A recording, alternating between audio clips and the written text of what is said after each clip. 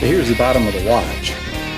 Now there are some misnomers on the web saying that people are removing these two screws. You don't want to do that. This just simply has a snap cover over the battery. What you have to do is get a nice jeweler's type screwdriver, get underneath this, and you can pry that cap right off. Now yeah, that fell off real easy because I previously removed it, okay? But that's all it takes. Just get yourself a fine screwdriver and she'll pop off. It'll take a little bit of effort, but it'll come off. Removal of the little 394 button cell battery is also real easy, okay?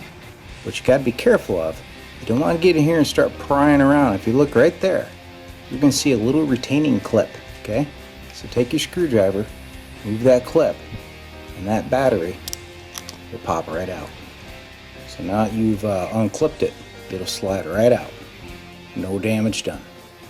So the specifications on this battery says that it's a 1.55 volt silver oxide battery, okay?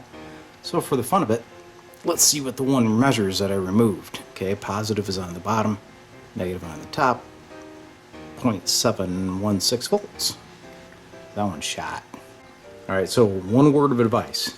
If you're going to replace this battery in your watch, especially a high-end watch like this, don't cheap out. Don't buy those Hong Kong specials like the Renita and the Suncoms, and there's several others. Spend the extra dollar. Buy an Energizer. I've had those other brands fail in the packages before I ever opened them. So let's pop out our battery, and before we install it, we'll test it.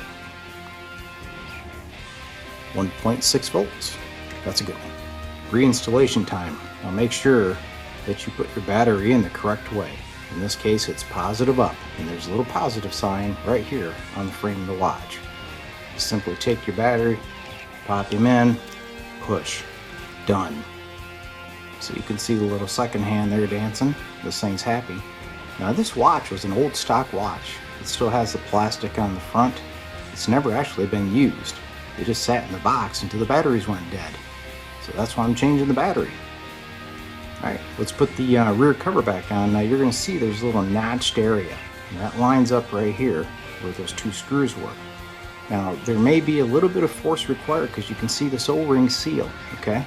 So make sure you get it lined up where it should be, and then this thing will pop back into place. You just got to work your fingers around and pop it back in. And you'll be able to tell that it's properly seated. So to verify that it's properly seated, just take a look where the cover meets up with the body of the watch. If you see orange in that area, you haven't pushed the cover on enough, okay?